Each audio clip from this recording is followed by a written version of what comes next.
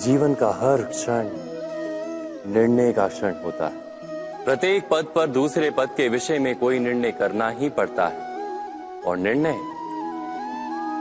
निर्णय अपना प्रभाव छोड़ जाता है। आज किए गए निर्णय भविष्य में सुख अथवा दुख निर्मित करते हैं, ना केवल अपने लिए, अपने परिवार के लिए भी, आने वाली पीढ़ियों के लिए भी। जब कोई दुविधा सामने आती है तो मन व्याकुल हो जाता है, अनिश्चय से भर जाता है। निर्णय का वो क्षण युद्ध बन जाता है और मन बन जाता है युद्ध भूमि। अधिकतर निर्णय हम दुविधा का उपाय करने के लिए नहीं, केवल मन को शांत करने के लिए लेते हैं। पर क्या कोई दौड़ते हुए भोजन कर सकता है? नहीं। तो क्या युद्ध से जूझता हुआ मन कोई योग्य निर्णय ले पाएगा?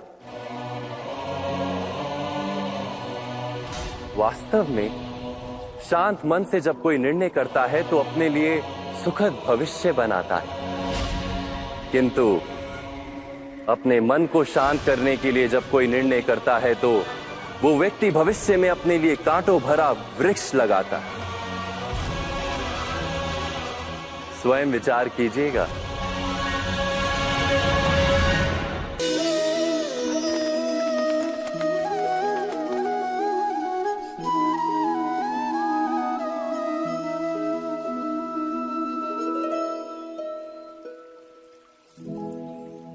निर्णय के क्षण में हम सदा ही किसी अन्य के सुझाव, सूचना, मंत्रणा या परामर्श को आधार बनाते हैं और हमारे भविष्य का आधार हमारे आज लिए गए निर्णय के ऊपर होता है। तो क्या हमारा भविष्य किसी अन्य के परामर्श, किसी अन्य के सुझाव का फल है?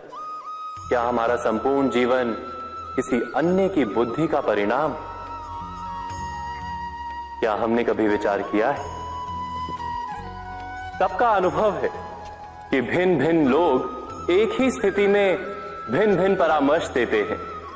मंदिर में खड़ा भक्त कहता है कि दान करना चाहिए और चोर कहता है यदि अवसर मिले तो इस मूर्ति के श्रृंगार चुरा।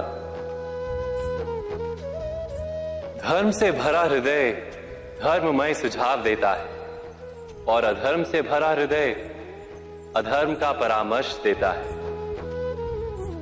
धर्म में सुझाव का स्वीकार ही मनुष्य को सुख की ओर ले जाता है, किंतु ऐसे परामर्श का स्वीकार करना तभी संभव होता है जब हृदय में धर्म हो।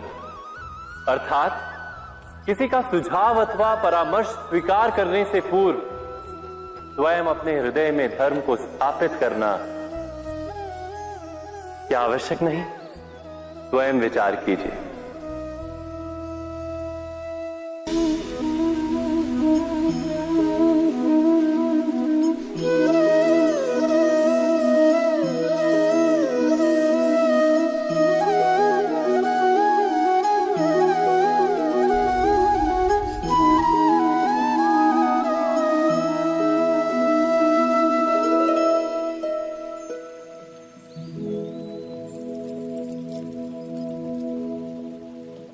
भविष्य के आधार पर सब आज का निर्णय लेना चाहते हैं। भविष्य में सुख मिले, भविष्य सुरक्षित हो, ऐसे निर्णय आज लेने का प्रयत्न रहता है सबका। आप अपने जीवन को देखिए, क्या आपके अधिकतर निर्णय के पीछे भविष्य का विचार नहीं होता? और हो भी क्यों ना। अपने जीवन को सरल और सुखमय बनाने का प्रयत्न करने का अधिकार सबका है। पर भविष्य तो कोई नहीं जानता, केवल कल्पना ही की जा सकती है। तो जीवन के सारे महत्वपूर्ण निर्णय कल्पनाओं के आधार पर ही करते हैं हम। क्या निर्णय करने का कोई तीसरा मार्ग हो सकता है? विचार कीजिए। सारे सुखों का आधार धर्म है और वो धर्म मनुष्य के हृदय में बसता है। तो प्रत्येक निर्णय से पूर्व स्वयं अपने हृदय से ये प्रश्न अवश्य पूछ लेना कि ये निर्णय स्वार्थ से जन्मा है या धर्म से। क्या इतना पर्याप्त नहीं? भविष्य के बदले धर्म का विचार करने से क्या भविष्य अधिक सुखपूर्ण नहीं होगा? स्वयं विचार कीजिए।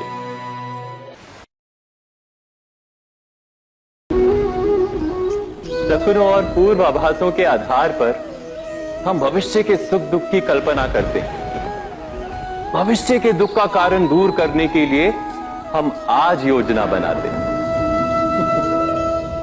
किंतु कल के संकट को आज निर्मूल करने से हमें लाभ मिलता है या हानि पहुंचती है? ये प्रश्न हम कभी नहीं करते।